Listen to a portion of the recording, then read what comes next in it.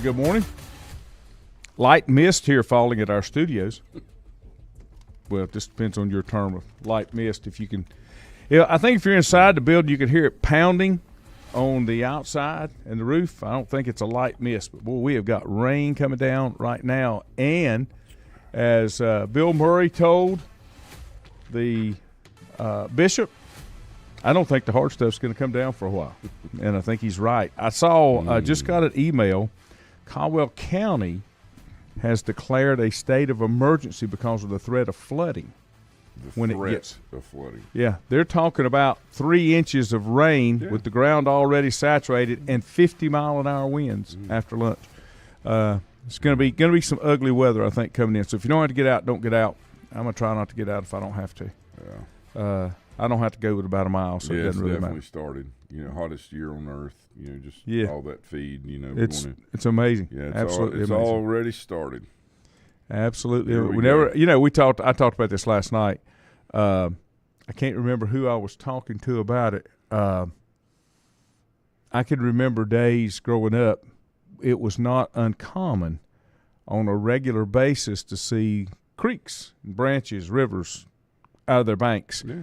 And it's not that the weather has changed that much. It's the way that they handle it now, which is they do these catch basins when they do construction stuff, and it allows the water to pool there and slowly seep instead of the runoff that they had. So there's a thing where new development, those type things are helping what we've got around here. So I don't think that's a bad thing. Let's see. Last night's game, if anybody watched it, I got through to about the third quarter, and that was only because they started at a decent hour, which was it's supposed to be 7:30, but it was closer to 8 o'clock before they really got off. But great game. If you didn't see it, you missed one because I thought it was outstanding. I think – and watching, going back and thinking about it a little bit.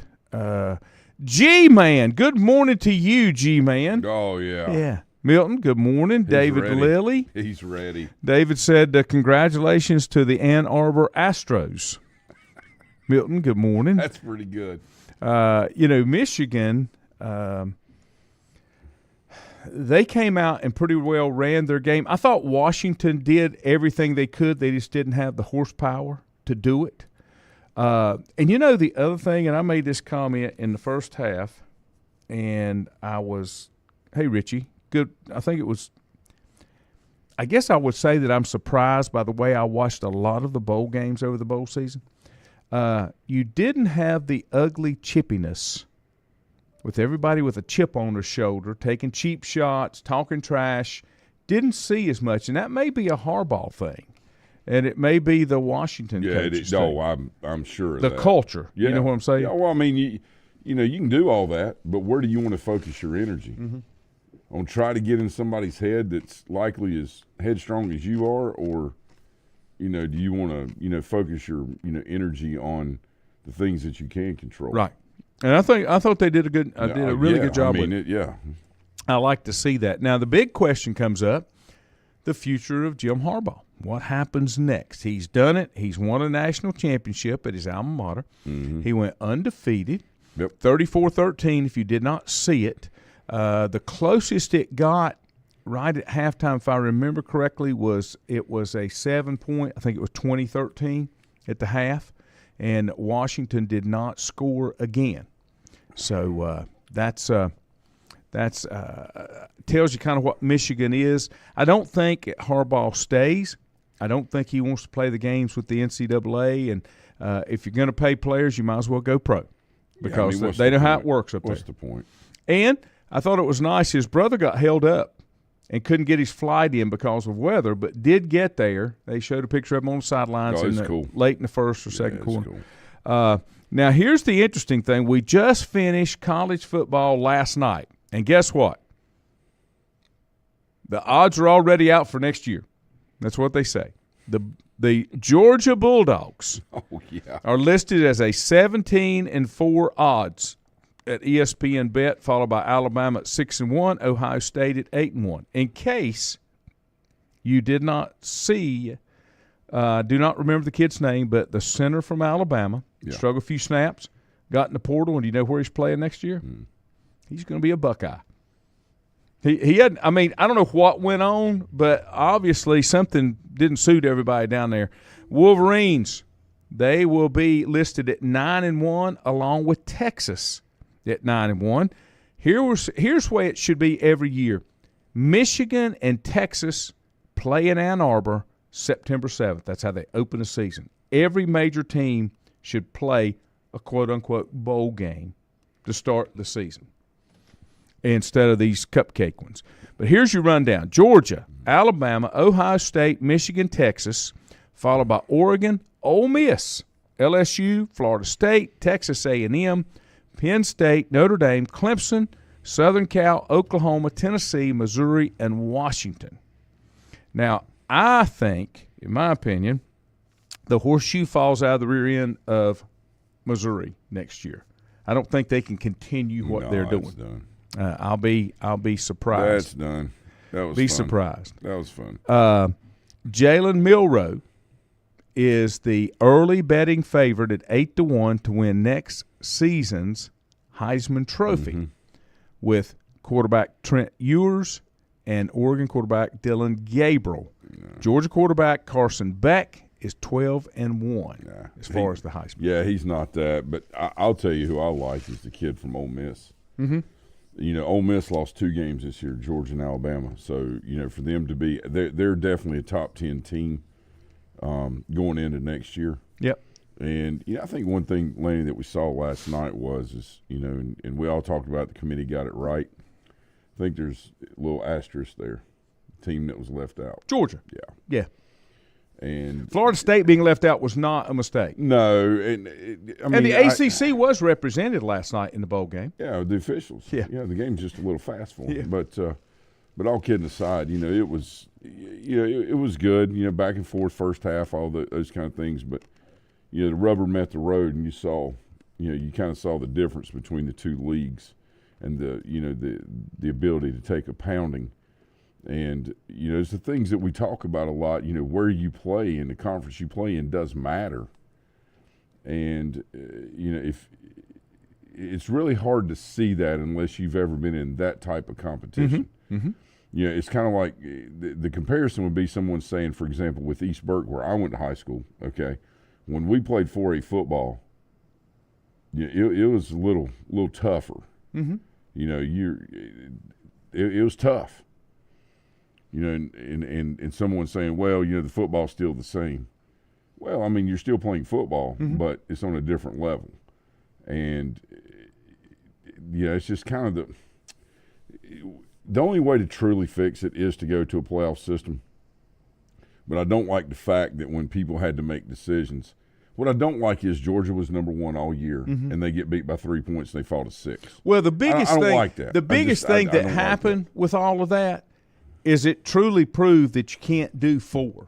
Because this year we did have some really good teams. Yes. And the playoffs and the whole playoff bracket was probably one of the best that it's ever been. Yeah, this is the problem. I think we all found out Texas is not as good as, you know, they had hoped that they would be. You know, and it is apples, and it's not apples and oranges. I mean, this is competition football at its highest level. I think the biggest thing too is, you know, I think we can get to 4 teams. I think that people don't like making the decisions necessary to get to 4 teams because of the what ifs, this, that, and the other. And, you know, that's the problem with having committees instead of a person in charge. Well, the only problem I don't like about the 4-team thing is we have too many teams in the pot that are possibilities. Yeah. If that were narrowed down, you know, if we had 4 conferences, okay, with top-tier teams with 10, 12 teams in them, no conference championship, and you took those 4 conference champions, I'm completely good with that because they earned their way through. They did what they were supposed to do. But right now, you can't do that. Now, I think all this is going to change, and everybody says it's going to change in 2 years when the ESPN Bowl contracts come up, and I think they rework this thing. One of the things that's interesting about next year, the top 8 teams come from 2 conferences. I don't think you'll be surprised by that. There are 5 teams from the Big Ten and 4 teams from the SEC. Georgia, Alabama, Texas. No, Texas is in the SEC, right? Yeah. I got that wrong. Yeah. 5 from the SEC. Georgia, Alabama, Texas, Ole Miss, LSU. Mm-hmm. And then the Big Ten, Ohio State, Michigan, and Oregon. The number 9 team is Florida State coming in from the ACC. I don't think they'll be even close. No. I don't. I think Clemson.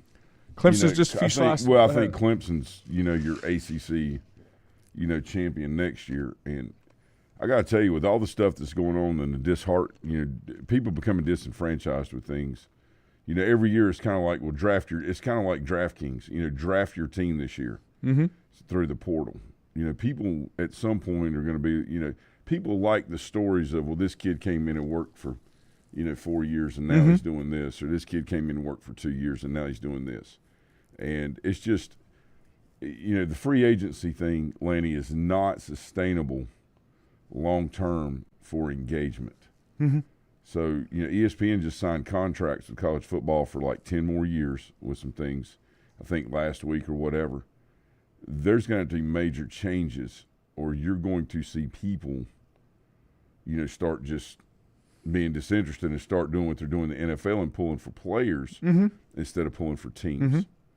No, you're right. I mean, my son, who absolutely loved the Patriots when, Tom Brady was playing for him, still liked the Patriots, but then he started pulling for players, and that's just indicative of, kind of the way things are going. You're right.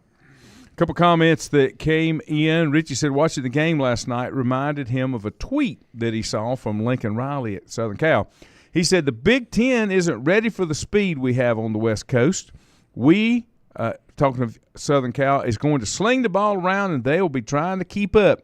I think Michigan might have put a foot on that one. I think he's right. I mean, they do, but it's a totally different world.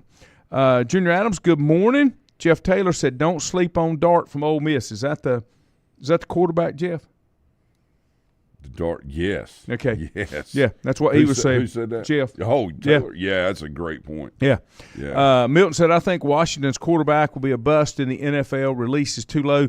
I think it hurt his draft stock a little bit last night. I mean, look, and let me tell you something. I'm not going to, and these are all facts and opinions that are backed with, by what you see, okay?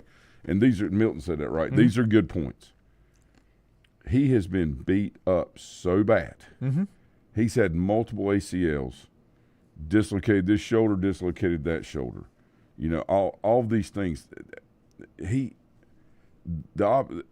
Hopefully he'll get an opportunity somewhere, but the chances of being successful after being beat up like that, I mean, last night he could barely walk after the game. Yeah.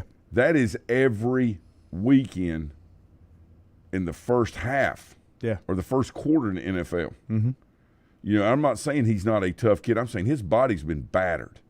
This is going to be it was a feel-good story. He's been here, he's done this, he's come back from that. He's come back from this, and he has. But, you kind of got a chance to see last night where this is going. G-Man came in and said that he doesn't think they need 12 in the playoffs, maybe 6. Yeah. Let me tell you where my reservation is with that, G. Yeah.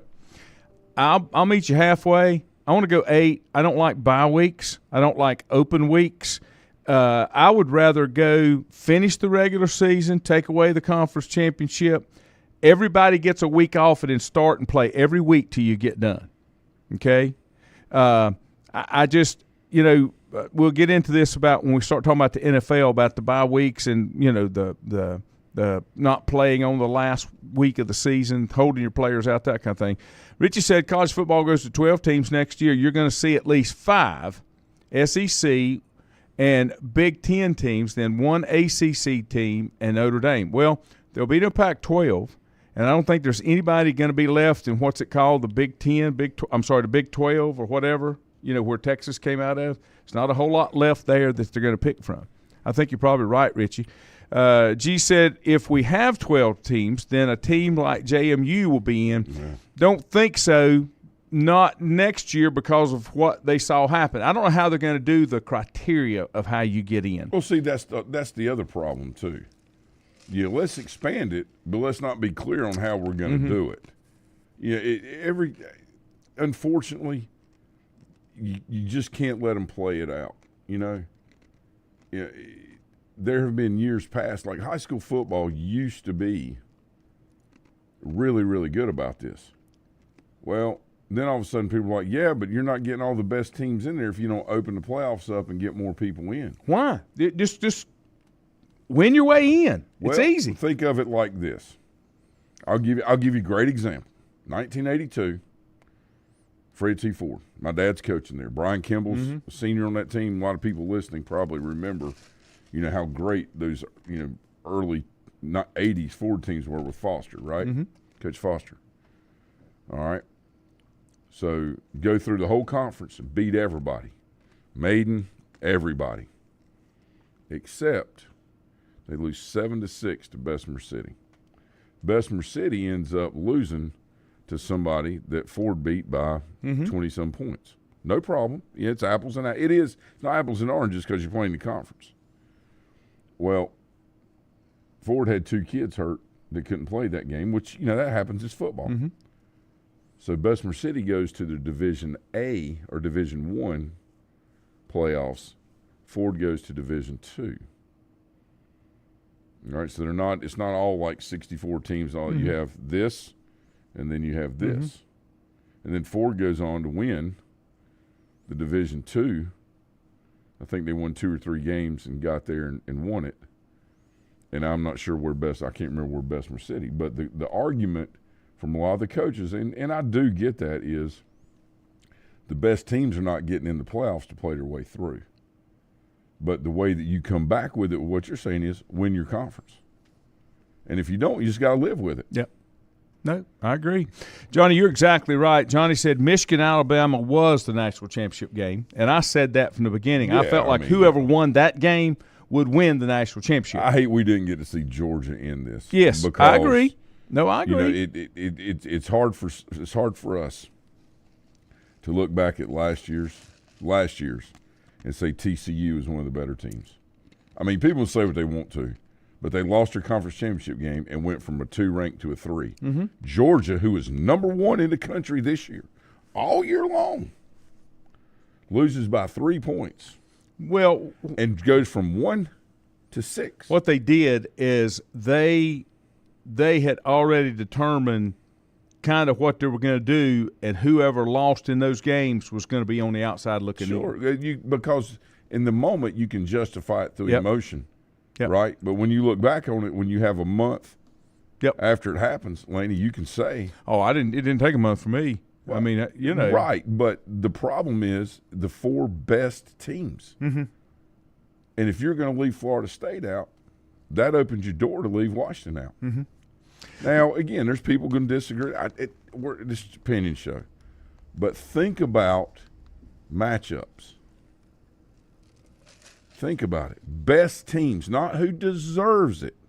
Best teams. Right. This is where we are. Let me take a break. Back in a moment.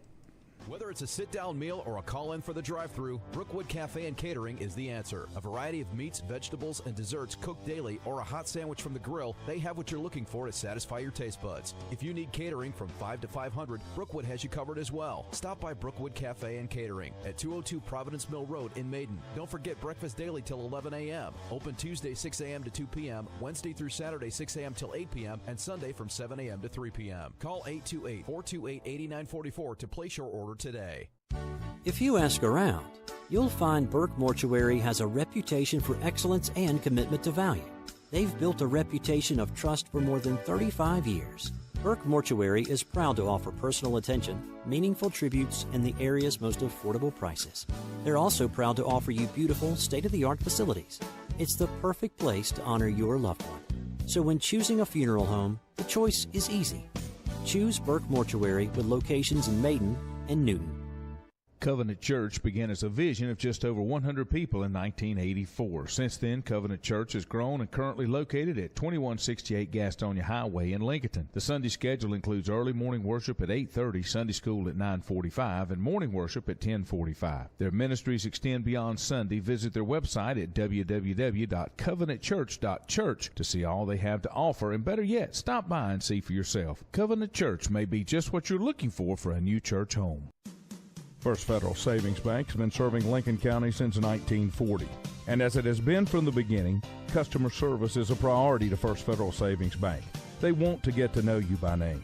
First Federal Savings Bank has the convenience, the products, and the services that the larger banks have, but with hometown people that you see throughout your community. Stop in and visit one of their 4 convenient locations and see what First Federal Savings Bank has to offer you. Member FDIC, an equal housing lender.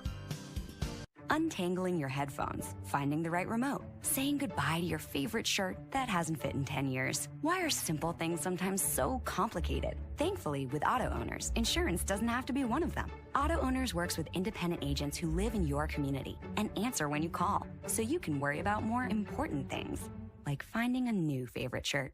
That's simple human sense. Call Mooney Insurance in Maiden or East Lincoln Insurance in Denver, or visit MooneyInsurance.com.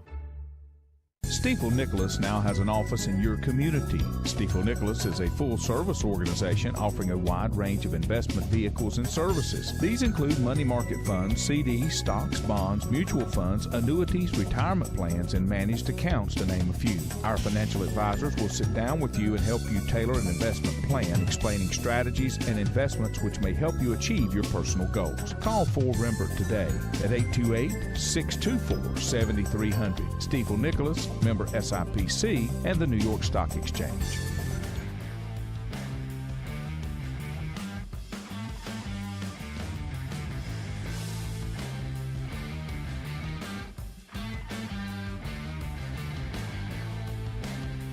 And welcome back. Glad to have you here on a rainy Tuesday morning. I'm going to flip to the NFL just a little bit. Of course, Black Monday came yesterday. Not as many firings as I had thought initially. Now, I don't think they're done. We've got 5 head coach openings as of right now, 3 that were open prior to the end of the season. Getting the axe was Arthur Smith and also Ron Rivera. Nobody really, anticipated anything different. I would hate to be in that situation as an owner trying to evaluate, and I don't know how much input they had. I know they had speaking of the Falcons specifically, they were tapped on the salary cap. And they had Taylor Heineke, who was a practice player, third-string quarterback with the Panthers. Not bad, but he's not a franchise quarterback. And Desmond Ridder, which I thought made tremendous amounts of mistakes. He was a number 8 pick in April's draft, and I think they whiffed on him.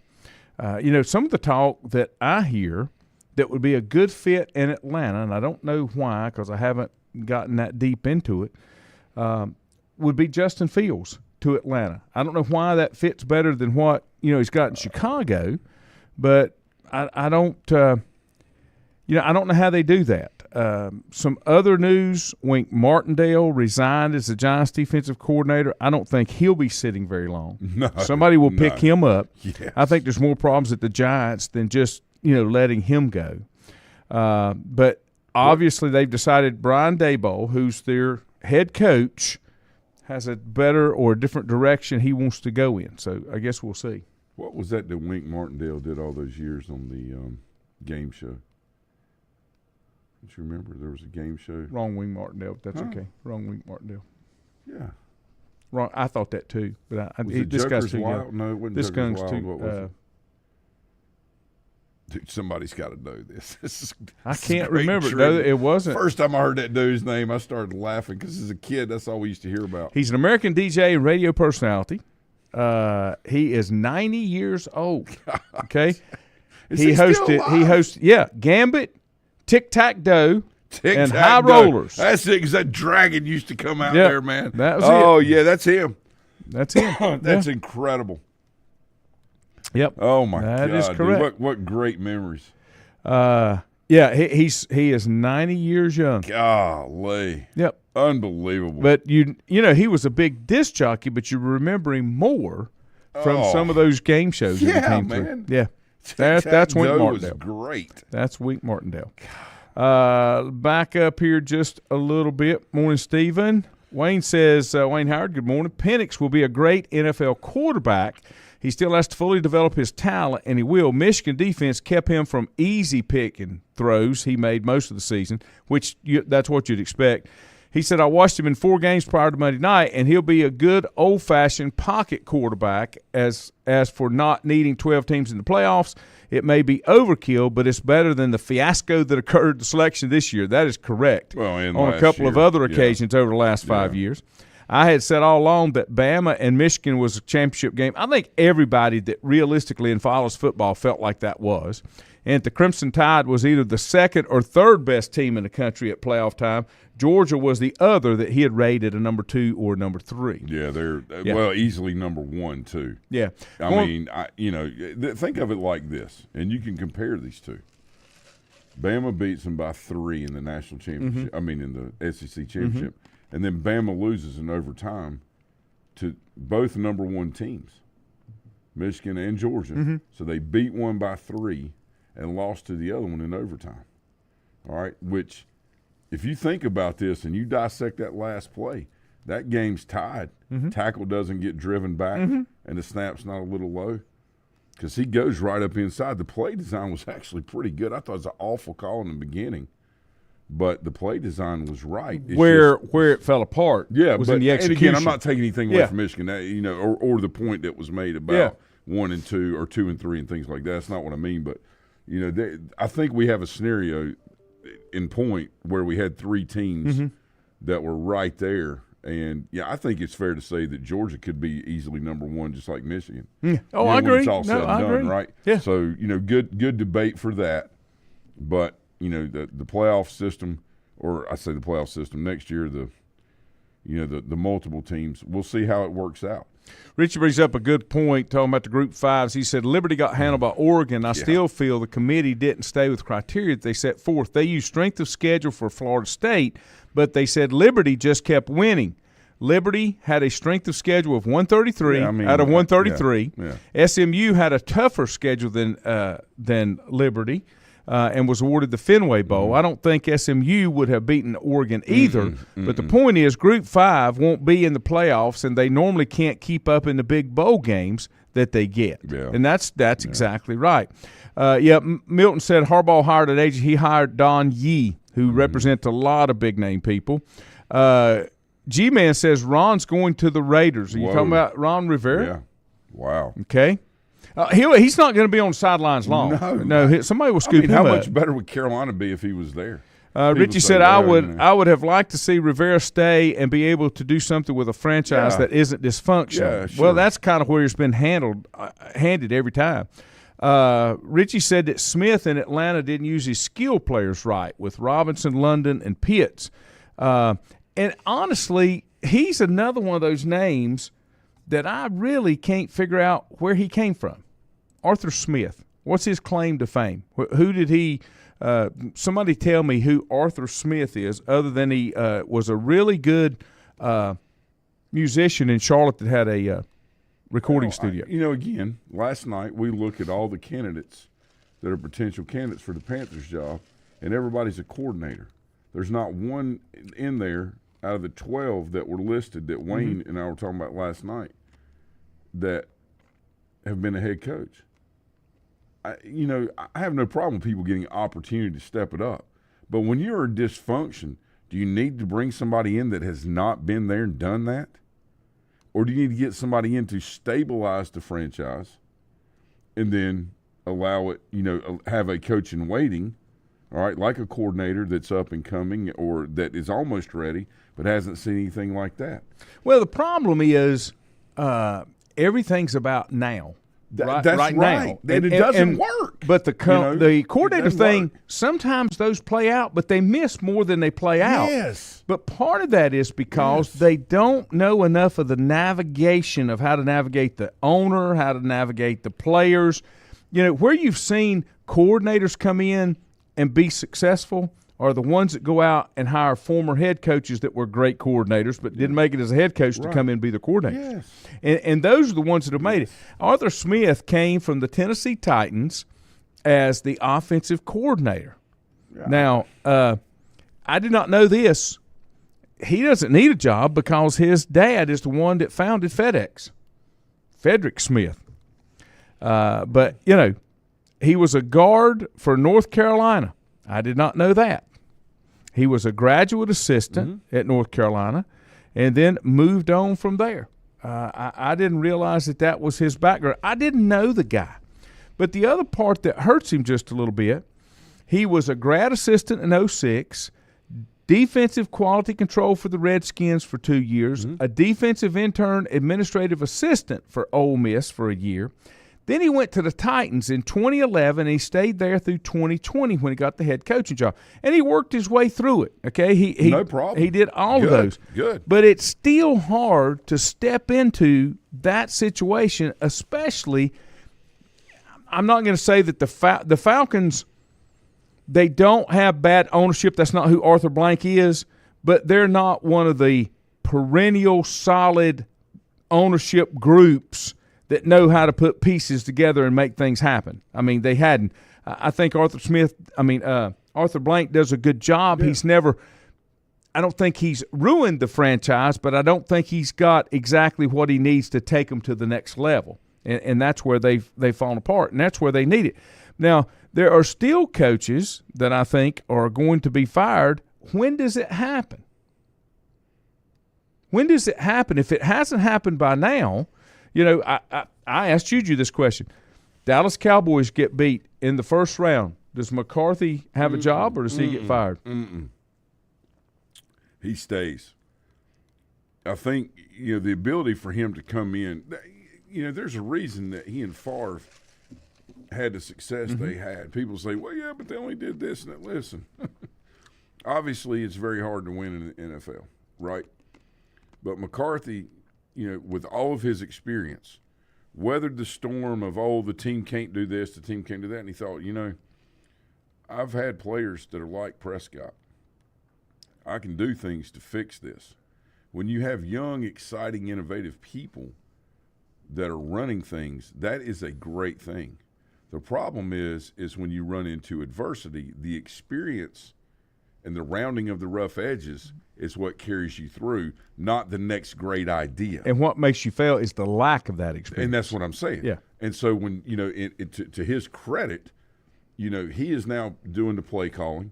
He's taking care of things. And if he's not calling individual plays, he has a tremendous amount of influence through guidance in what he sees. This is where the ability to be able to oversee something and not necessarily administer it comes into play. I think what we've got is we have very few NFL coaches that are play callers on either side of the ball that are quality head coaches. They're quality coordinators and have been able to work their way through with that. And it's very hard. There are a lot of hard decisions that have to be made when you're in charge of things. And if everybody's happy, you're not doing your job. Because that's not what being in charge is all about. And, the thing that the great ones that we've seen over the last, 50, 60, 70, throughout history, but in this particular sport, I think the one thing that made them so great was self-reflection and the ability to make a decision and move on. Terry Bradshaw and Chuck Noll did not get along because Bradshaw wanted somebody that was touchy-feely, listen to me, listen to my feelings. And Noel was not like that. He wasn't like that with any of his players. He was very honest with them. I don't think he treated them unfairly, but he's a great example of someone that was in charge that can make a decision. And if he didn't like what Bradshaw was doing, he'd bench him. And Bradshaw knew that. He didn't have a choice. He couldn't go out there and just be himself, because being yourself is not what makes you great. Tom Brady was never out there being himself, okay? He improved himself every day. Every day. He wouldn't worry about, just let me do me. That doesn't work. It works for a game. It works for a half. It works for 2 games. Can't do that. Where is it that when you look at where Dallas has had its issues, especially the last 2 years, they can't win on the road?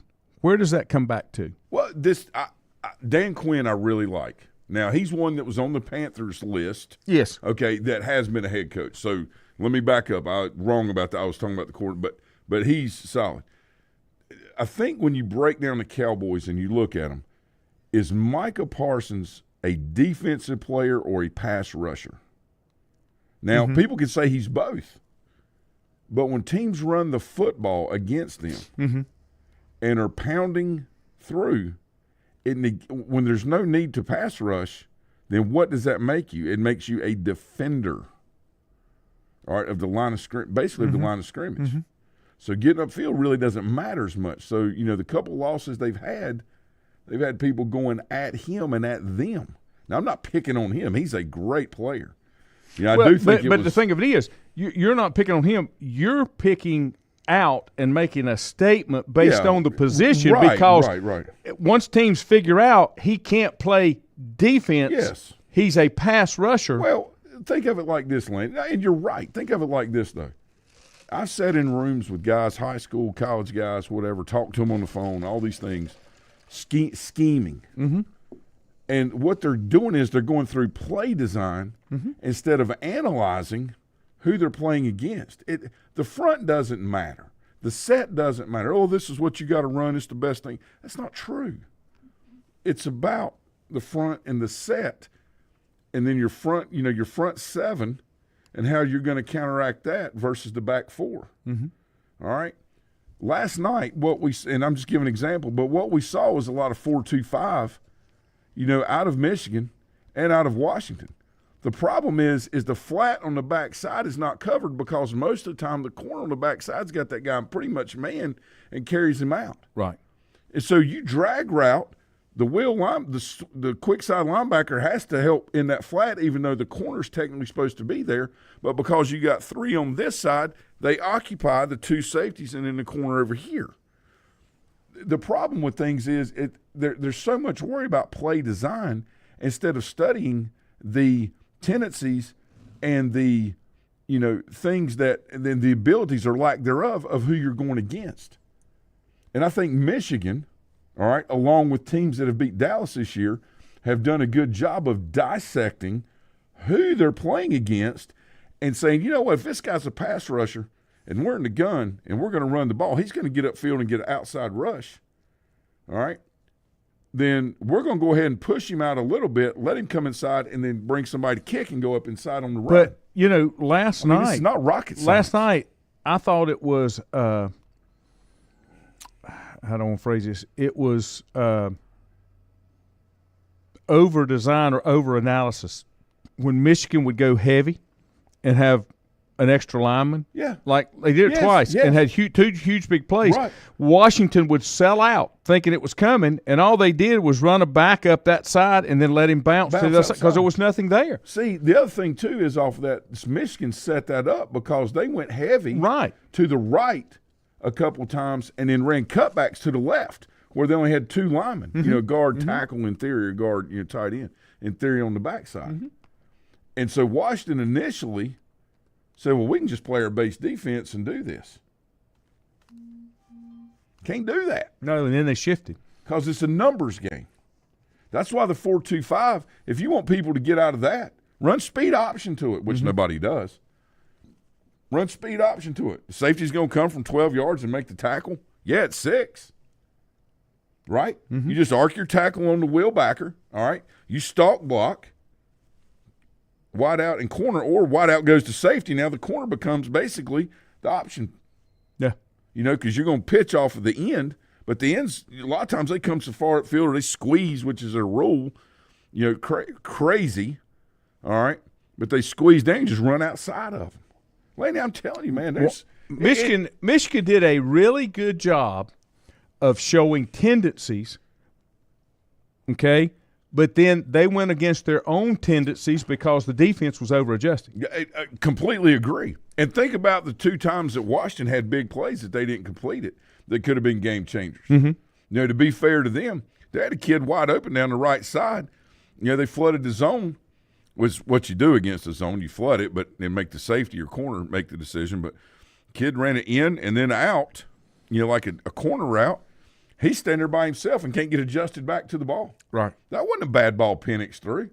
That kid hadn't jumped enough rope. They've all talked about how doggone fast he is, instead of him working on his feet to be able to adjust to get back to a ball. Yep. Some of it just didn't work. Let me take a break, come back, and then I'm going to ask the big question. I'm going to regret that I asked because I know where 4's going to go like Juju, but I'll be back in a minute. Whether it's a sit-down meal or a call-in for the drive-thru, Brookwood Cafe and Catering is the answer. A variety of meats, vegetables, and desserts cooked daily, or a hot sandwich from the grill, they have what you're looking for to satisfy your taste buds. If you need catering from 5 to 500, Brookwood has you covered as well. Stop by Brookwood Cafe and Catering at 202 Providence Mill Road in Maiden. Don't forget breakfast daily till 11 a.m. Open Tuesday 6 a.m. to 2 p.m., Wednesday through Saturday 6 a.m. till 8 p.m., and Sunday from 7 a.m. to 3 p.m. Call 828-428-8944 to place your order today. If you ask around, you'll find Burke Mortuary has a reputation for excellence and commitment to value. They've built a reputation of trust for more than 35 years. Burke Mortuary is proud to offer personal attention, meaningful tributes, and the area's most affordable prices. They're also proud to offer you beautiful, state-of-the-art facilities. It's the perfect place to honor your loved one. So when choosing a funeral home, the choice is easy. Choose Burke Mortuary with locations in Maiden and Newton. Covenant Church began as a vision of just over 100 people in 1984. Since then, Covenant Church has grown and currently located at 2168 Gastonia Highway in Lincoln. The Sunday schedule includes early morning worship at 8:30, Sunday school at 9:45, and morning worship at 10:45. Their ministries extend beyond Sunday. Visit their website at www.covenantchurch.church to see all they have to offer, and better yet, stop by and see for yourself. Covenant Church may be just what you're looking for a new church home. First Federal Savings Bank has been serving Lincoln County since 1940. And as it has been from the beginning, customer service is a priority to First Federal Savings Bank. They want to get to know you by name.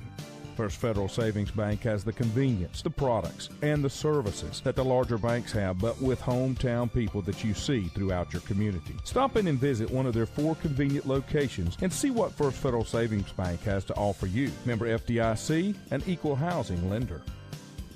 Untangling your headphones, finding the right remote, saying goodbye to your favorite shirt that hasn't fit in 10 years. Why are simple things sometimes so complicated? Thankfully, with auto owners, insurance doesn't have to be one of them. Auto Owners works with independent agents who live in your community and answer when you call, so you can worry about more important things, like finding a new favorite shirt.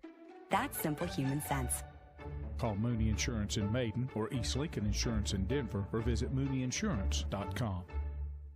Stifel Nicholas now has an office in your community. Stifel Nicholas is a full-service organization offering a wide range of investment vehicles and services. These include money market funds, CDs, stocks, bonds, mutual funds, annuities, retirement plans, and managed accounts, to name a few. Our financial advisors will sit down with you and help you tailor an investment plan, explaining strategies and investments which may help you achieve your personal goals. Call 4Rembert today at 828-624-7300. Stifel Nicholas, member SIPC, and the New York Stock Exchange.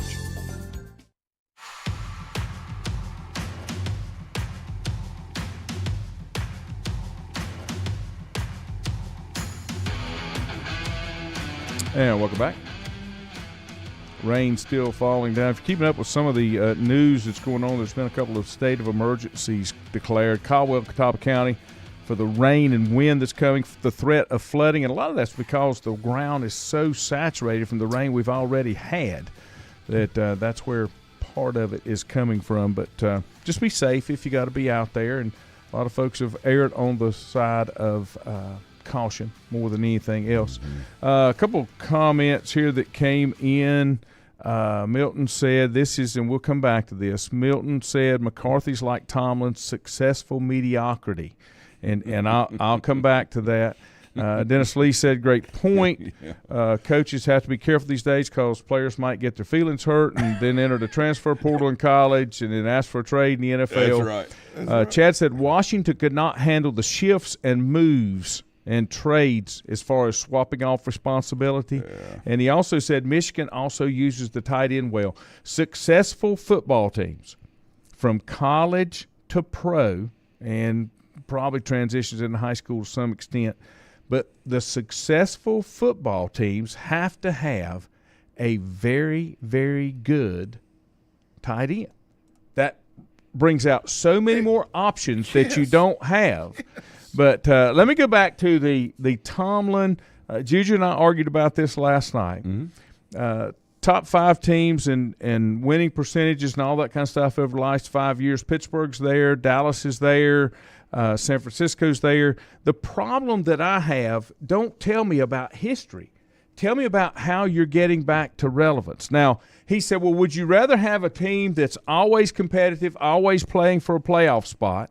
I want the team that's going to play for a championship in some reasonable time frame. Yep. Now, I know that you got to have some bad years because you got to rebuild and make things better. Sure. But what's happening that I'm seeing is they're never rebuilding.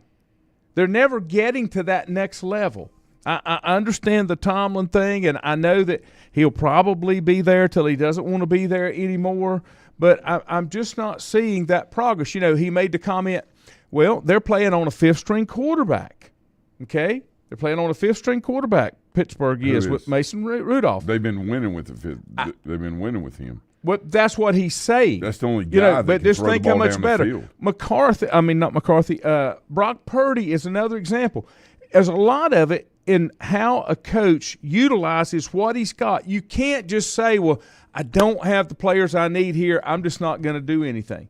You figure out a way to utilize what you've got to be as successful as you can. And you've got some young coaches out there that are doing it. The Dolphins shouldn't be where they're at. They're beat all to pieces. Now, they're going to get hammered at 4 degrees in Kansas City because of the weather thing, I think. But you've got to find a way to make utilization of what you have to take you to the next level. Yeah. And you know, I understand Pittsburgh, and I harp on Pittsburgh because you see the black and gold hanging here. I'm big into Pittsburgh.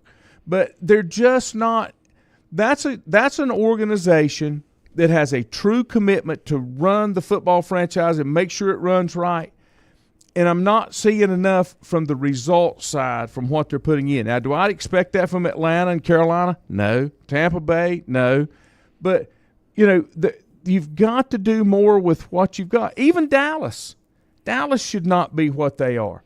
But that goes back to the question I've asked in the past. Is there, you know, how do you find achievement versus success?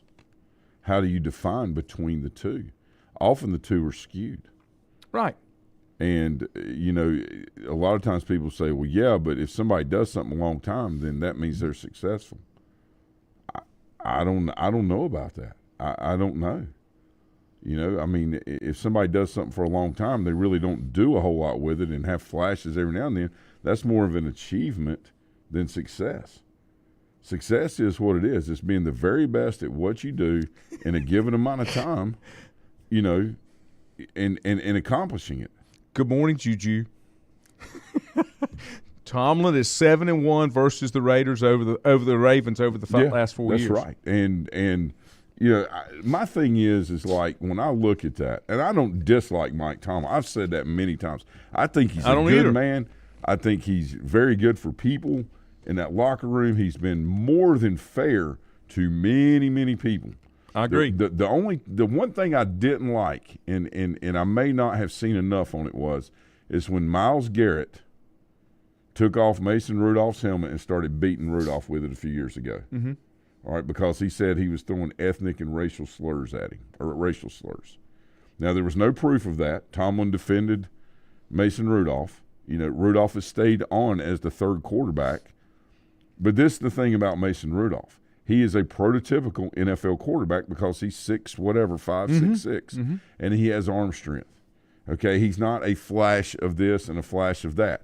He will get back there and he will throw the ball down the field, and I believe Juju said this earlier in the year, the middle of the field. Which you don't have to only be your accurate. good quarterbacks can throw middle of the field. And that's what I'm saying. You don't have to be 100% accurate in the middle of the field. And what I mean, you say, yeah, you do, you get the ball pick. That's not what I mean. You have to have the ability to throw it there and for them to worry about it. It just has to be in the back of their head. Then it opens up everything else. That's why you do play action. And the thing about it is, great point about Ravens and Steelers 7-1 against them. What we got to do as an organization is find a way to get back to relevance in conference championships.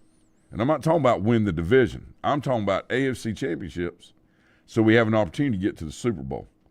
And that's I'm saying, is it somebody there that's in charge that doesn't, necessarily have the ability or have that vision? And people say, yeah, but they've been to 2 Super Bowls. They can do, true, or 2 or 3, whatever. But, where have we been in the last, 7 to 10 years? And that's pretty much irrelevant. My thing is this. I mean, I agree with this comment, Thomas, 7-1 versus the Ravens. Yes, okay? Yes. But if the Ravens are deeper in the playoffs than the Steelers are, then in my opinion, they're more successful. Even though I beat them 7 times, I don't have anything to show for it except I beat them 7 times. Well, look at the NFC South. I mean, can anybody say, well, it's like Todd Bowles. We're division champs 3 years in a row. Yeah, okay. Yeah, woo. Yeah. But now, you can't get to that next level. Now, I'm going to tell you this, complete reversal. Couldn't be happier for Baker Mayfield. You know why? Because he didn't really worry about trying to improve his skill set or his game as much as he did himself as a person, individually. He tried to improve himself, and he did. It's not going to happen, but he's my sentimental favorite. But right, for playoffs. But now things are happening around him because he's improved himself. He stopped acting like he was 2 years old, like he's entitled, all right, and started playing the game and doing self-reflection. Now, people say, yeah, but he didn't have coordinators to do this. It's not about the situation you're in. It's how you handle the situation you're in. And he couldn't do it. That's why he wasn't successful. Okay? Opportunities abound. They're out there. I think a lot of what's happened to him is he's seen the light bulb go off and maybe I've got to make a little change. Yeah, and he did. And that's why I was telling Gary, I couldn't be happier for him. Yeah. I'm proud of him because I was one of his biggest critics because of the way he acted. Me too. It has everything to do with success. Yep. I mean, you can't be an owner and throw drink on somebody, right? That's correct. What does that mean? I don't know. Well, is that not a reflection of does that not set a bad example and reflection of your team? David Tepper, okay, so he throws a drink on somebody. Now, I'd like to remind you there are people starving in the world. So if somebody's hollering at you about something or whatever, and it's a first world problem, it doesn't mean that you don't, either ignore it or address it. But it's how you handle the situation, not what the situation is. Now, let me tell you something. We're all sinners. We are. Yep. Okay? And I've handled situations inappropriately in the past. And I probably will many times in the future. Yep. But I can tell you this. If it's a first world problem, I try to stay grounded. Yep. Based off past failures and make sure that the situation doesn't get out of hand and not try to control somebody else's behavior. It's the biggest jump individually as a person I feel like I can make or other people can make that I have made is stop worrying about trying to control other people's behavior. Because it doesn't matter. They're going to do what they're going to do. It's how you react to, how you handle it. Quick high school football question before we get out of here.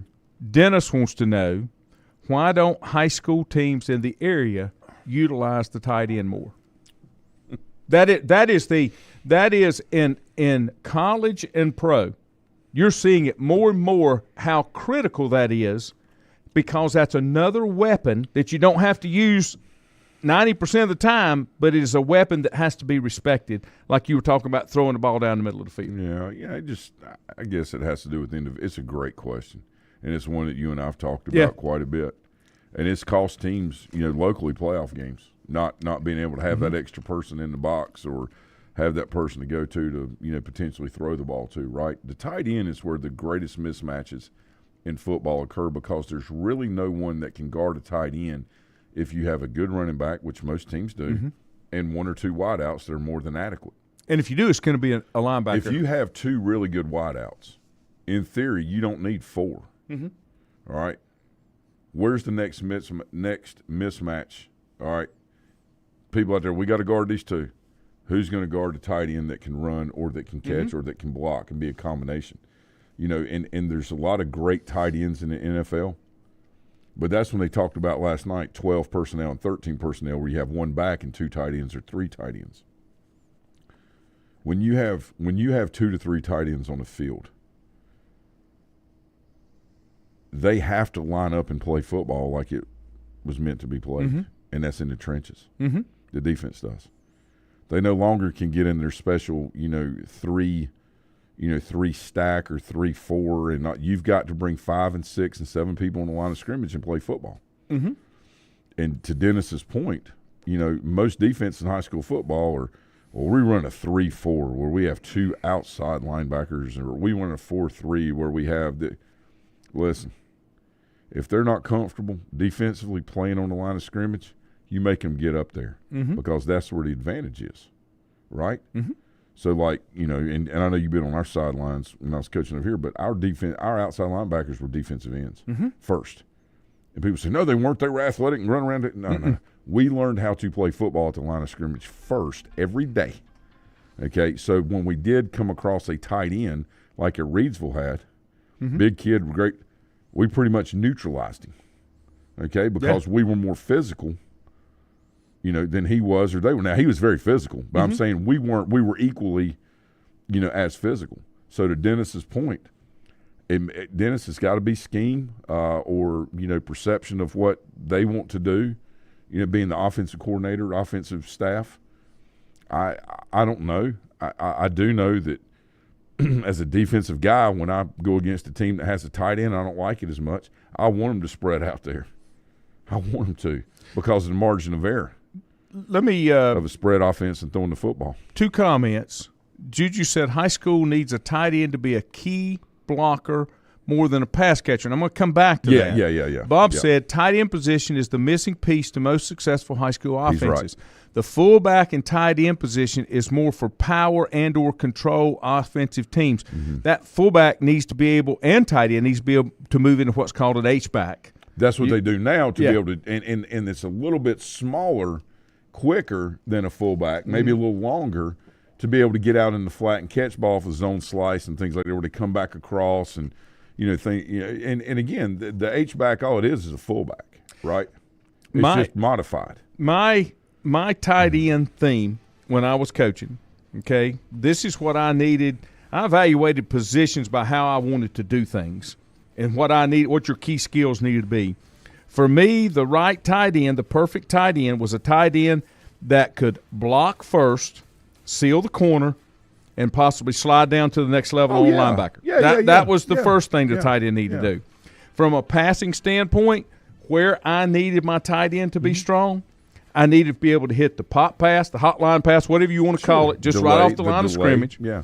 And then the second place that the tight end needed to be, he needed to come from the opposite side on a drag underneath and be able to catch a 5, 6, 7-yard pass. I didn't need a tight end that could run a post or run a flag. I needed a tight end that could work underneath and work himself open. But see, that's where, like, when you do have that can do that, that's where the true mismatch occurs because of the speed factor and the strength and size. That's why your Kelseys and Kittles and, guys all the way down. I mean, Novacek's. I mean, back in the day, right? Jason Witten's.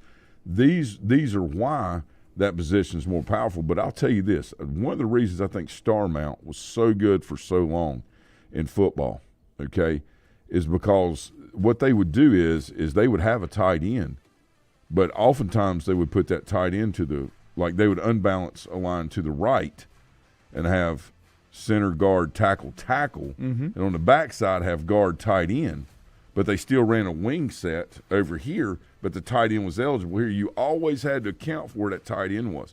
So, for example, one of their play calls may be, heavy right 1, heavy right 1, left 3. And they had like 600 different formations, with just their interior line and their split ends, oversets, all these things. And you had to account for the tight end, or they'd slip them down that backside. When they were overloaded, they just slip them down the field on the backside. And to that point, that's a deceptive tactic. But at the same time, it's utilizing what you got. It puts pressure on a defense to always know where that tight end is. And I'm going to tell you this. There was a really good explanation talking about tight ends and eligible receivers. There was a really good explanation between Rex Ryan and a former official that works with the NFL on why that play was called like it was the other night. They said, yes, that guy did not appropriately. He said, but you don't verbally go in and tell an official. You give the sign. And when the guy 70 was coming on the field, he said, we're going with the strong package. When all the teammates are looking at 70 who's on the field, even though he's running over here, he's showing them we're going strong right here. All right, and then he gave a number, 1, 2, 3, or 4, like how many linemen strong they were going. All right, let me do this. All right, like this right here, okay? And he was showing them, and the official who knew about it before the game, because they meet with head coaches know about that, was only looking at 70 coming in and reporting, okay? What happened is the way they lined up initially, 70 was at tackle, 58 was split out a little bit on the right side. He came in and covered 70. That's an illegal formation. That's illegal. They needed a number. You can't do that. If he had picked up the right guy to be reporting and not 70. Then it's not. Yeah. Because 70 cannot report as eligible and then be covered by another but they kept saying number. They kept saying that he did not report as eligible, that 68 reported as eligible, and that's the way. People can say that. And that's fine. Well, they got to clear up and not make it these hand signals and get everybody confused. Because it's so, and they got earpieces in. They're looking all over the place. Yeah, the officials did get it wrong, but initially what should have been called by the sideline judge was an illegal formation, because it was. They had 6 people that had 50 through 79. That's legal if 68 does report. That was the whole point. Right. Okay, but the argument was that 68 said that he reported, and that's Dan Campbell drew it up before the game that 68 was the guy coming in, and then they missed that part. Yeah, my thing is this. It's okay to be able to run plays and do reporting and things like that, right?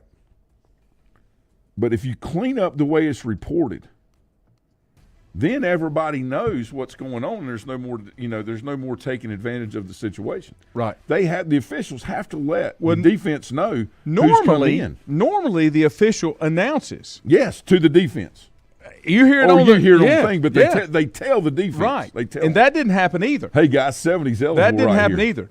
Normally, the official announces 70. To everybody. Yeah. That so and so reported is an eligible player. Yeah. And I got one final thing from Bob. We'll go. Bob said Hickory utilized the fullback as their running back in their spread offense this year to the tune of almost 1,900 yards rushing. You still have to be able to run the ball to participate, win, and be successful on any level of football. Don't care what level it Bob, is. It neutralizes having a fullback and even a tight end. It neutralizes the speed factor of what you're going against. Like if you can outrun people all year and be faster, that's great. But when you get to playoff football, now you're starting to come into equal athleticism, and now it's a matter of will versus skill. Right. Yeah. Okay? And unfortunately, we're still in an era where I'm smarter than you are, and I'm going to outsmart you because my innovation of this or this, offense, defense, whatever. Got to get back to basics. Well, what happened? There's a reason that it's called a foundational piece, because you can always fall back to your foundation, right? All right? But what you can't do is style your way at the top, especially when the weather's really bad. You're going to fall off. Mm-hmm. You got to be able to sink it back down here and let's go. And we all learn that through life, whether we like to admit it or not. We learn it through our trials and tribulations. It's just unfortunate when you have people around you that have been there and done that. You don't utilize. You got to always have basic stuff that you can fall back to I think that's probably the big. And we all did it as young people. Yep. Made that mistake. Well, I know this, and that's how you learn. But when you're talking about kids and opportunities and things like that. At what point do you sacrifice your stubbornness for the betterment of, that's when we fall back into the thing of who's serving who. Well, that goes back to my point of there are some head coaches that can't pull college, that back. pro, and high school. That's right. And the youth league's even worse. Yeah. But people are who they are, and the definition of insanity is doing the same thing over and over again. Yep. Expecting Stay dry, different folks. results. Pouring down rain. Be dry. Be safe. See you later.